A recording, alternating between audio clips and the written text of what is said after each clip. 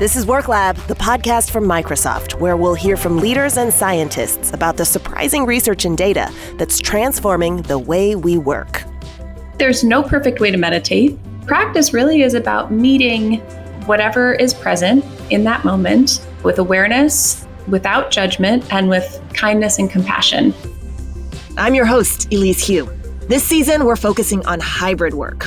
We'll let you in on some of Microsoft's most surprising findings to help companies and individuals create a better future of work. Our ability to connect anytime, anywhere has enabled a remarkable transformation to hybrid work. It's also driving us to distraction and exhaustion. Today, we're talking with Dr. Claire Purvis, a clinical psychologist by background whose career has been at the intersection of mental health and technology. She currently serves as Senior Director of Behavioral Neuroscience for the meditation app Headspace. So we figured she'd have some pretty great insights into how we can work meaningful breaks into our day to give our brains a breather. You'll also be hearing in this episode from Work Lab correspondent Desmond Dickerson. He's going to be zeroing in on stress and virtual meetings with Microsoft researcher Michael Bohan. So let's get to it. Dr. Purvis, welcome. Hi, thanks so much for having me. For those who are unfamiliar, tell us what Headspace is. Headspace is a global leader in mindfulness meditation. Many people know us through our mobile app, which has made mindfulness meditation accessible to millions of people all around the world. The company was first started about 10 years ago, founded by Andy Puddicombe, who had been a Buddhist monk, and his friend Rich Pearson. And it actually started as an events company where Andy was leading large guided meditations for audiences. And that was a nonprofit venture. And they developed the app really out of a response from all the people who had been coming to Andy's teaching saying, I love this, I'm getting so much value out of it, but I wish this was something I could take with me or that was kind of available when I needed it. And so they were really early in thinking about how to use digital technologies to really bring this ancient practice into people's lives. And for those of you who use the Headspace app, you will recognize Andy as Andy, the one you meditate with. Absolutely. The Headspace app has meditations for kids too. It's obviously very important to control our emotions, even when we're very, very young. So my 8-year-old daughter meditates with Andy, and she talks about Andy as if he's an old friend. I love that. People really do connect with him. We get letters and emails and DMs from people all over the globe who feel that they have a relationship with Andy, that they know him. He's an important part of their lives. He's certainly in our ears and therefore in our heads. Absolutely. What about you? How did you come to Headspace and how did you come to doing this work? I was training in the Department of Psychiatry at Stanford, and my mentor there was one of the really early thinkers in how we can use technology to scale access to mental health treatments. And so when I was first starting out, this was in the days where we were developing computer-based therapies on a desktop computer. We've come a long way with mobile apps and wearable devices and all of that. But the thesis behind the work and the passion behind the work has stayed the same, which is, I come from a mental health background, but really broadly, when we think about any intervention or health and wellness skill, there's never going to be enough professionals, certainly not enough mental health professionals, for one-to-one care to really be a realistic solution to meet people's needs to help promote health and well-being. And so technology, as we've entered this era of just widespread access to digital technologies, this is a tool that we can leverage to expand access to these skills and tools and types of supports that are really helpful for people. And that was really at the heart of our work at Stanford, where we were developing prevention and treatment programs for things like body image disturbance and eating disorders. But at Headspace, when we take a really thoughtful and meaningful approach to how we package up those tools and teachings, in this case of mindfulness meditation, and you couple that with the huge reach of digital technologies, that's potentially a really radical impact that you can have on global health and well-being. Meditation, especially in recent years, has become more and more in vogue, and we hear the term mindfulness a lot. To you, what is it? What is it for? Bringing it back to Andy again, I think describes this in such a helpful way, that mindfulness really is a quality of mind. It's a way of being present, bringing your awareness to the present moment without judgment or distraction, and with a kind and compassionate heart. Without distraction. Exactly. That's the kicker. How do we do that? Well, it's a process, right? I mean, like anything else, there are many ways to cultivate mindfulness. And of course, at Headspace, we're really grounded in is meditation, which is an ancient practice that helps us cultivate that mindful awareness. But certainly it takes time, right? And whenever we sit down to meditate or whenever we practice any activity that can help us cultivate mindfulness, it's never the case that we sit down and the mind is silent and we have no distractions and we're just totally, in the zone. It's really about how we relate to those different stimuli and thoughts and feelings and sounds that will distract us, and learning, practicing over time, bringing that attention and placing it back where we want it to be. So we have that intention and control over our attention. Is there a trick that we can use to get into flow when we're feeling distracted? If we come from a meditation or mindfulness perspective, our breath is always there. Something that Andy teaches in a lot of his sessions, especially in our basics course, when you're just starting out with meditation, is to get a little stone or a little sticker or a little item that you can place in your line of sight on your desk. And when your eyes drift to that, when you notice it, it becomes your cue and your reminder to bring your attention to your breath, to drop in and just follow the next breath all the way in and all the way out. I love that, especially now. It's such an important time to be talking with you because more than half of the respondents in Microsoft's 2021 Work Trend Index said they felt overworked while working remotely. And nearly 4 in 10, it was 39% to be exact, described themselves as outright exhausted. That's a lot. So what does that say to you? How do you interpret this data?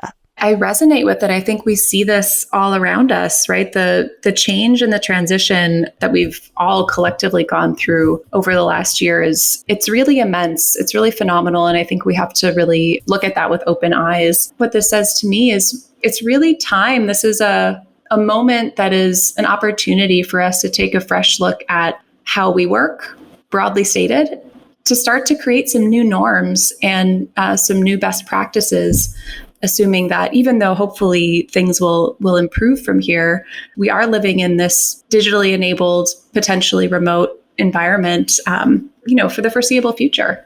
In the big picture, what do you attribute to as the causes of our work stress in the first place? Well, I think we can zoom out and think a little bit about what is stress? What is this experience all about? Stress is essentially, it's a natural and normal human response that we have when things change, when we experience change. That's kind of the highest, most zoomed out level. What happens is we tend to perceive many, many things throughout our lives as different than how we want them to be. And that tends to lead us to feel stressed. Imagine, for one thing, how much work has become so central in many of our lives. We're spending, the stat that I've seen many times is that over the course of our lives, we'll spend 90,000 hours at work. It's a significant amount of time. And so it's an environment that's really central to us. And being human beings, we're going to be reacting a lot to all the different people that we interact with, all the different tasks on our plate, and certainly kind of all of the beliefs and stories and thoughts we have about how we should be, how things should be going versus how they are. And that stew all comes together. And I think work has become it's the top thing people always name as the main stressor in their lives. But it does strike me as solvable or potentially solvable, that workplaces could be more responsive to the mental health needs of employees. But one of the big barriers is a stigma around talking about our mental health at work. Like if you come into work with a broken arm, people can ask you about it and they know you're going through some sort of pain. But if you've lost a pet or you're going through a breakup or something like that, you might be going through similar kind of emotional pain, but you don't wear a cast on your arm.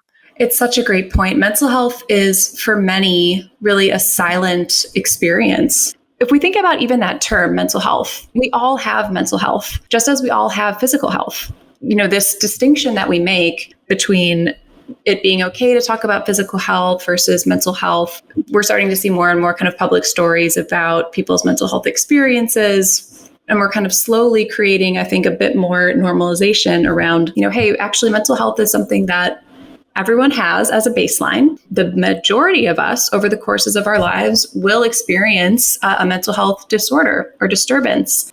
And simply by, I think, sharing that information and raising awareness. And then I think through tools like Headspace, we're showing that there's actually skills that everyone can practice that help manage that emotional health before things exacerbate to the point of being, a mental health disorder or a clinical concern. And so we're starting to see a shift, again, slowly but surely, to the idea that actually just as we eat vegetables and go for walks and, do things to care for our physical health, we can actually engage in different skills that help us take care of our emotional health. And this is all creating a conversation that, centers on this theme that actually mental health is real. It's something we all experience, and it's something that we have some agency to manage.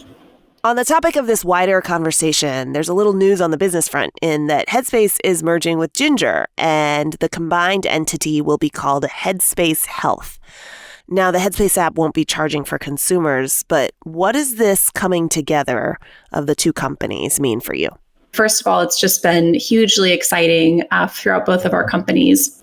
For those who aren't familiar, Ginger is a virtual mental health company that provides coaching, therapy, and psychiatry, primarily to employees, but also through other channels, such as healthcare. And so by bringing these two companies together, Headspace really having a strong appeal and approach in mental and emotional well-being, in prevention, and Ginger really providing that higher level of care, providing more clinical levels of interventions. When we bring that together, what you're signaling to the employer is, this is a single solution that can really cover that full spectrum of mental and emotional health needs in your population. It seems like it would make business sense too, because you mentioned that 40% of workers in the US have said they leave jobs because of stress. And so how could it help employers who want to retain their talent? Retention, I think, is a huge motivator for employers to invest in mental health and well-being solutions. With a combined service like this, what we hear from employers is that, this is really addressing a need that they have, which is that it's really difficult to actually find a solution you can offer to your employee population that is integrated, that's seamless, and that kind of meets them where they are. And we should also mention that Microsoft partnered with Headspace to help employees prioritize breaks throughout their workdays. Claire, could you talk us through some of the science and the strategy behind this kind of tool or these kinds of interventions, essentially using technology to help folks focus more versus seeing technology as a driver of distraction? On the one hand, I always think it is important to acknowledge that for a lot of people, technology is driving some of that stress and distraction, right? Guilty. Well, likewise, me too. But it is really important, I think, to remember that technology, it's a tool that we use throughout our day-to-day lives to do all kinds of different things. But it's really very rarely the technology itself that's truly the stressor. It's our relationship to that technology. I think it's a nice way to kind of flip our maybe default setting upside down by saying, okay, we're going to actually use this same technology as a tool that will help me remember to take a break or remember to reduce my distractions or to focus or to be engaged in this moment. As far as the science, speaking about Headspace specifically, we find that even a short single session of one of our mindfulness meditations does have measurable significant effect on reducing mind wandering. It's kind of a reminder that taking that time for yourself, taking that break, even something that seems really small, like 10 minutes, can have a significant effect on not only how you feel, but how you're performing afterwards.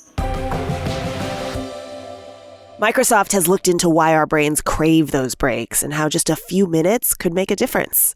Let's listen in as researcher Michael Bohan speaks about those findings with correspondent Desmond Dickerson. I'm talking today with Michael Bohan. He's the Senior Director of the Human Factors Center of Excellence at Microsoft. That group is focused on understanding the interactions between people and technology. Thanks, Desmond. Nice to meet you. Thanks for having me here. Thanks for joining us, Michael. So your team has studied people's brainwaves and how they react to meetings. You found that the breaks are really essential between video calls because they help your brain reset and relax. And when you don't take those breaks, the back-to-backs cause stress and limit your ability to focus in a meeting. I know I've definitely felt that, as have others, but why are we feeling that way? What we found out is that our brains have to do a lot of overhead work when we're participating in meetings on a screen, particularly meetings where we're looking at people in grids. Because, in the natural world, when we interact with people, it's in a 3D environment. And here we're asking people to talk with people that are compressed to the size of a postage stamp, digitized, compressed, flattened, and it's more challenging. Got it. So based on your studies, what should people be doing to prevent meeting fatigue? If you're in a job where you have a lot of back-to-back meetings, it's important to start taking small breaks early and often, because if you wait too long, then you have to take longer and longer breaks potentially for it to have an effect. Yeah, that makes sense. So then what should I be doing during those breaks? Ideally, what you would do is not fill that 5 minutes with other stressful work. Rather, take that 5 minutes and meditate, close your eyes, relax, or do something, that's enjoyable to you, or do some kind of exercise, to do something that focuses your brain on something else that's not stressful. We'll get a little personal here. What's your favorite break activity? Go outside, get fresh air, be around nature. For me, that's a reset. Microsoft learned from your research and built settings into Outlook so that people and companies can create natural breaks between meetings. So looking at the big picture, what else do you think organizations should do to encourage folks to take breaks or to recharge? Desmond, it's a great question. And I think if we had the answer right now, we'd be solving a lot of the world's problems. I think it's really a cultural mindset shift, and I don't think it's going to happen overnight. But I think you used the right word, which is encouraging. The leaders of these companies need themselves to absorb the idea that giving people breaks will actually make them more productive, and you're going to get a better product at the end of the day. That sounds like great advice, and hopefully it illuminates a path forward for a lot of leaders out there. Thank you so much for joining us today, Michael. Thank you.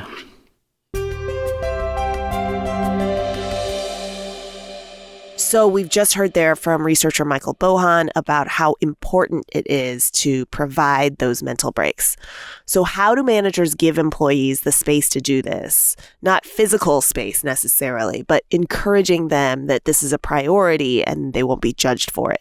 One thing we've done at Headspace, and this is just an example, but organization-wide, we've instituted mental health days every other Friday. And that's not going to work for every company, but what it signals is, as an organization, we really want to normalize this idea of taking time away from work, of taking time explicitly to care for yourself, maybe care for your family, or be a human outside of work. And that in the long run, we trust that that will support our productivity. It is important for leadership and for managers to really make explicit, to signal it for themselves when appropriate and relevant, to say, here's what I'm doing to care for myself, or here's what I'm doing to kind of manage my stress, or here's the vacation that I'm planning to take. So it does start with the leaders themselves and leadership as a group to really, I think, be intentional and explicit about the ways to open up that door for employees to then, I think, start to feel more comfortable actually asking for what they need or sharing how they're doing. And I'm curious, did Headspace shift its programming or your services during the pandemic, presumably because people are experiencing such uncertainty and anxiety? We did. I think probably the most important thing to highlight there is that, during the pandemic, healthcare professionals are really, I think, just having a tremendously stressful and an emotionally overwhelming experience. Right. It's ongoing. Absolutely. It's ongoing. And Headspace did make subscriptions free for all healthcare professionals during that time, which is just one small gesture, but a way that we wanted to signal that, we understand that this population really is in need of additional support and help in managing the stress. So Claire, I'm curious, because Headspace partners with so many employers, so many companies, what kind of feedback have you gotten from employers about this moment and how they're trying to adapt to an uncertain business climate, but also stressed out workers? Well, we've actually done quite a bit of qualitative research with our members themselves. And what we're seeing, I think, really echoes what we are also seeing across all of our surveys of employers and employees. When we ask our members directly, what's bringing them to Headspace, if they're coming to Headspace really wanting support and guidance to help them feel better in the moment, and certainly then to sustain that over time. In the past, we might have assumed a larger proportion of people might come to Headspace with perhaps more of a curiosity around mindfulness or meditation, or looking for maybe a range of different benefits. But that real focus on stress and anxiety in the moment has come to the forefront in our direct research, loud and clear. You're so good at really seeing this landscape and you have the data to back it. So what advice do you have for us? How do we individually find quiet in the noise and nurture our emotional well-being? It really is an individual journey. I think something I often would tell my clients and still talk to my teams about at Headspace is that it's helpful to take the scientist mindset, right? Or the experimenter mindset. Yeah, I find myself doing this even, within Headspace as I try to find, the right set of conditions that will help me actually meditate consistently. Spoiler is that even after 2 years of working at Headspace, this is still something that I constantly work on to find those conditions to meditate consistently. In transitioning to working from home, I found that I was just feeling, so crummy at the end of a work day after being on all these meetings and just staring at my computer for a while. And I had to sort of remind myself like, hey, Claire, maybe it would be a good idea to get up and go for a walk at some point during the day. Claire, so many people judge themselves or are hard on themselves about meditating correctly or doing it right. What do you say to folks who feel that way? Well, you're right that a lot of people do feel that way. But, with meditation, it's a practice. And each time we sit to meditate, it's going to be different because our mind is different. And so the practice really is about meeting whatever is present in that moment with awareness, without judgment, and with kindness and compassion. Really, there's no perfect way to meditate. There's no perfect meditation session. There's not even better or worse meditation session. There's just whatever session we had in this moment today. I love that. Dr. Claire Purvis, who is Headspace's Senior Director of Behavioral Science. Dr. Purvis, thanks so much. Absolutely. My pleasure. You've been listening to the WorkLab podcast from Microsoft. There's a WorkLab digital publication too. Check out Microsoft.com/WorkLab for more insights about the future of work. And please rate, review, and follow us wherever you listen to podcasts. WorkLab is produced by Microsoft with Godfrey Dadich Partners and Reasonable Volume. I'm your host, Elise Hu. Our correspondents are Mary Melton and Desmond Dickerson. Sharon Callender produces the podcast. Jessica Volker is the WorkLab editor.